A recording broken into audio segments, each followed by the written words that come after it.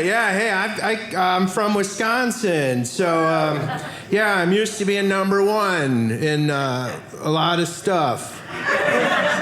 None of it's that good. It's always like high cholesterol, heart attacks, cheese-related rodeo injuries. But maybe we're not that bad. I just found out that we're the only state that reimburses hunters if their dog gets eaten by a bear. Up to $2,500. Now look, I love my dog. But when he gets old, we are going hunting.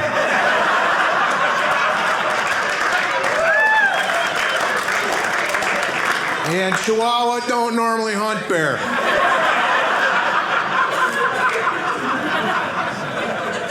We're only going once. No, I don't hunt. I don't hunt because, you know, and if you hunt, I support you. I just don't because you can't show up in the woods in a Prius. You can't shoot a deer and put it on the front of a Prius and drive it home. It's embarrassing for the deer. The deer's like, just shoot me again. This is embarrassing. You gotta put the deer in a truck, you know? I've always wanted a truck. My wife encouraged me to go to the dealership, just ask a few questions, you know? So I went in, and this big, burly truck salesman was like, well, what kind of tow ratio are you looking for? I didn't know what that meant, so I was like, 5 on each foot, I think.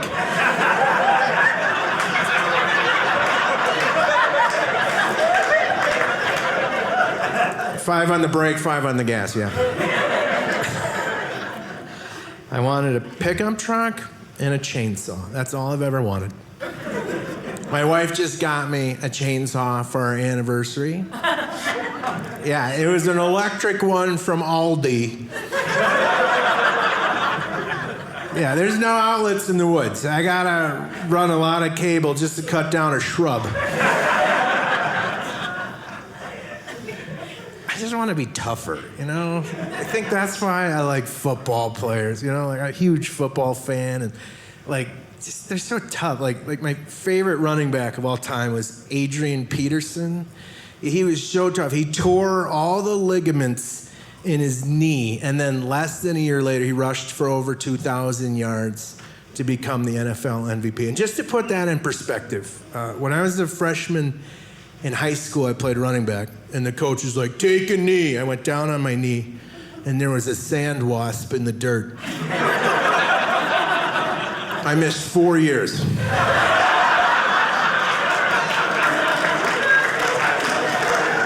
And that's how I got into drama.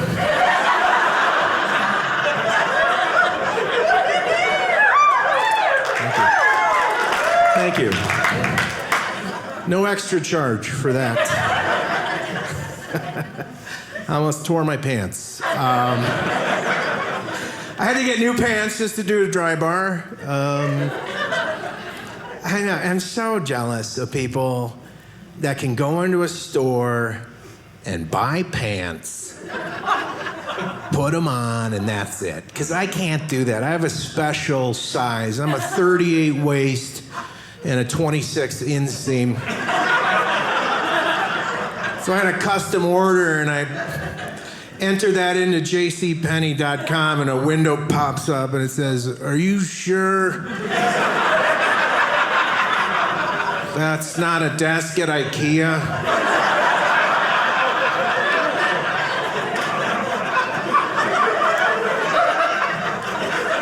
No, those are my pants, people.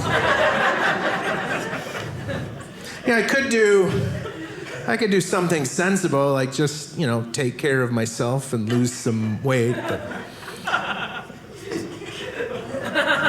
where we're from, there's no health food. Like, I went to Wisconsin to watch the last football game of the year, and with the in-laws, and it was just 4 of us. So I'm like, well, I'll get a couple dozen brats.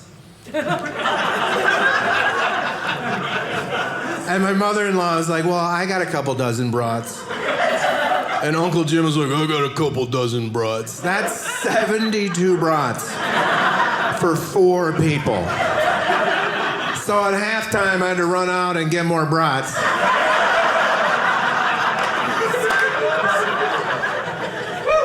Yeah. I'm a traditional guy, too. It's hard to get me out of my pattern. Like, I don't believe in the air fryer.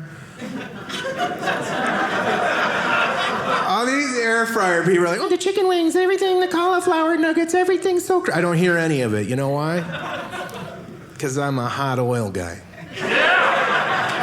Yeah, like with this air fryer, you know, like, when do you even put the air in? And where do you dump the used air? Like, I've been dumping my used oil in my neighbor's yard for 25 years. Tradition, you know? I come from a long, long line of deep fryer people. My dad got out of the Navy, and he took a job with a deep fryer repair company. Yeah, they had like their own U-Pull-It parts yard out in the back. You need a heater coil for a 760 Frymaster, you talk to my dad. The name of the company is called Presto, as in presto, your cholesterol just went up 400 points.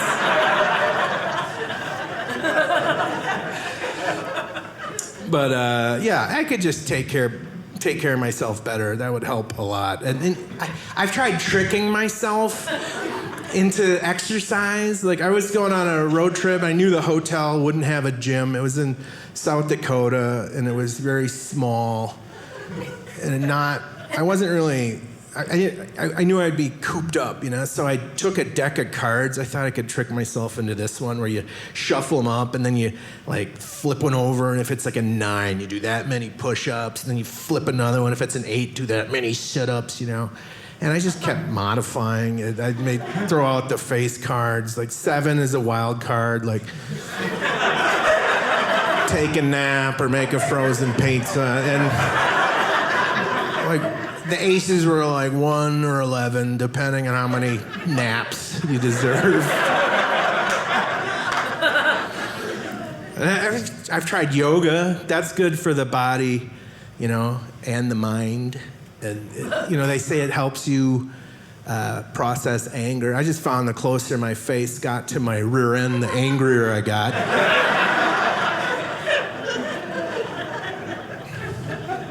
Excuse me, I'm gonna grab some water here. Your laughter means a lot to me. I've had kind of a tough stretch. I tore my rotator cuff during a prostate exam.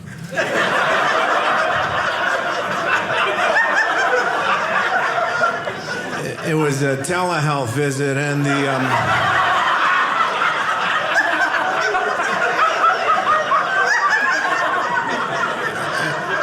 I had to hold the iPhone and the laser pointer, and the doctor was just like, zoom out!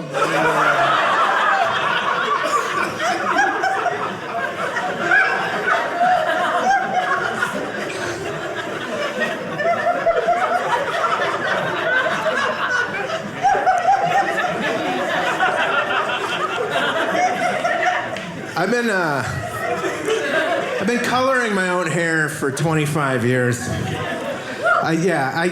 I'm not going to do it anymore. I've reached the age, I'm just going to embrace who I am, you know? And if you've ever colored your own hair, it's humiliating. You go to the drugstore, and it's called Just for Bros, and they got 7 flavors, and you just pick one out, and you just bring it home. You just strip down naked, or that's how I do it, sir. You put on these disposable plastic gloves like you're making a $5 footlong. What kind of bread would you like? And you just... you rub it in. Now look, your eyes are going to water up because of the toxic fumes. And that's okay, because you don't want to see the mirror in front of you reveal a 48-year-old comedian with auburn brown rivers of shame running down his forehead. dripping onto a pale, distended white belly, creating what appears to be a pantsless chocolate sundae.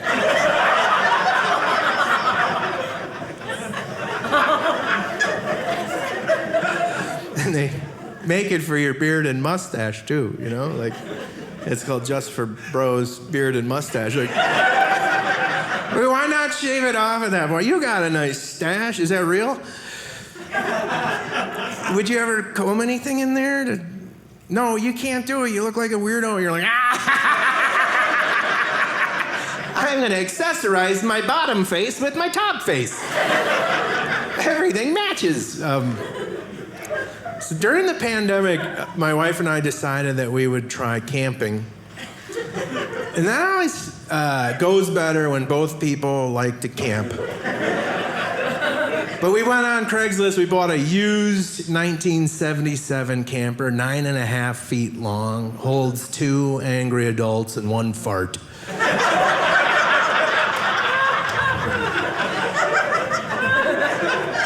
And I didn't know what a piece of junk it was. Like, we couldn't even go up the hills because we were towing it with a Prius with a deer on the front. And we were up in this town in Upper Peninsula of Michigan, and it had all these giant hills. And so we finally got it up there. And then we went downhill super fast and took a sharp left-hand turn on Main Street, and the door on the camper just fell off. Just went. And we didn't know. All our stuff spilled out onto Main Street, like duffel bags and shoes and beef jerky and everything. We had no idea. We were about 3 miles outside of town, right? And we're just having fun, driving along. And I look in my side mirror, and I see a Harley Davidson rider. And he's got a big gray bushy beard, and it's like flopping in the wind. And he's coming up real fast, and he's holding something in his hand that looks like a snake. And he gets real close, and he goes, "Is this your CPAP machine?"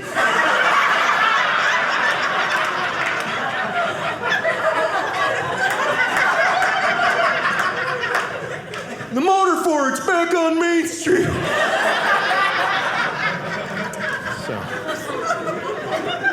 So I turned to my wife. I said, "Honey, I think I gotta do a U-turn and go back to Main Street and get my CPAP motor." And she said, "That's the hottest thing you've ever said. Take me now." So I took her now back to get my CPAP motor.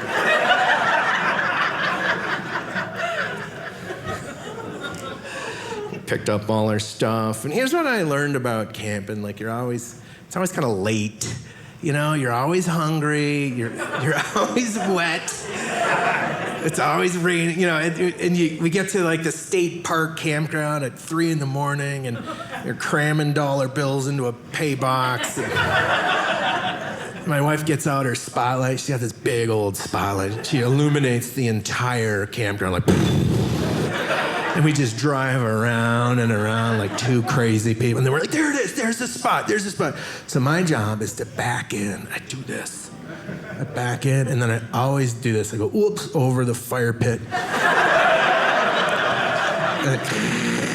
Right along the picnic table, just scrape the paint off the camper.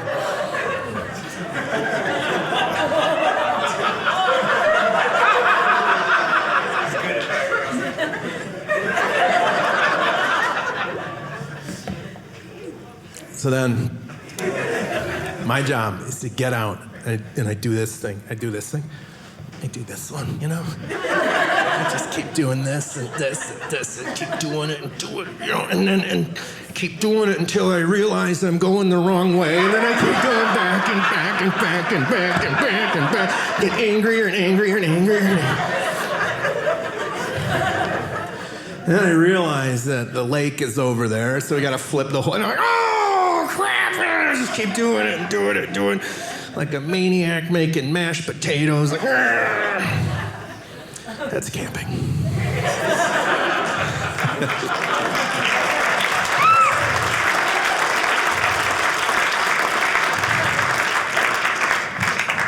Yeah, we do projects at home too. We do projects around the house. One of the reasons why I love my wife is because she just trusts me to get stuff done, and she wanted me to build a patio. And I said, I'm not really, a patio building guy. She's like, just go on YouTube. You can do it. She encourages me. Just go on YouTube. You can. So I was like, all right. So I got my laptop and a notepad. I opened it up, type in how to build a patio. And this like kind of hipster carpenter guy is like, all right, man, what you want to do is like measure that and cut that. Dig a hole there, do it, and making notes. And then the next video pops up. It says, would you like to watch top 10 bikini malfunctions? Well, I was building the patio, but I guess I could make time for that. And so made some notes on that one. And then the next video pops up. It said, would you like to watch top 10 air show disasters? Yeah, I think I would. And then my wife comes home. She's like, how's the patio going? I'm like, I don't know, but I'm never going to wing walk on a biplane next to power lines. And if you're ever at the beach on a windy day, I always wear a one-piece. I'd like to thank you for laughing. I know that when you watch me, like, it's not always, everybody, like, digests what I do in a different way, and I really appreciate all your different responses. And I was working the club in Chicago one time, and a retired Chicago policeman came up to me, pulled me aside, and he goes, I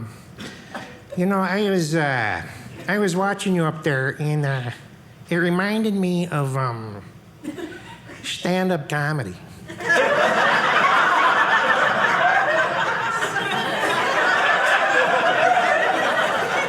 Hey, I think we just confused each other, I was like, thank you? I miss Chicago. I used to live there for 15 years, and my favorite part was like late at night, they'd have these car dealer commercials that ran like super late in the evening, and it was like they had a director giving them bad acting advice on purpose, like ready and action. Making deals is what we do at Ray Gorski Pontiac Subaru. And cut. Okay, look, Ray, we're gonna have you tighten up. You're all over the place, all right? You're like Richard Simmons on Red Bull. Now settle down. Do you ever buy a car at the dealer? It's the same thing. They get you in that little room, and then they haggle with you, and then the guy's like, you know what? Gonna run these numbers by the general manager. And he goes and he gets the general manager, and he's like, what's it gonna take to get you into this 1983 Chrysler LeBaron? I'm like, I don't know, a blindfold? Have you seen how ugly it is? It's the only car I've ever seen with dandruff.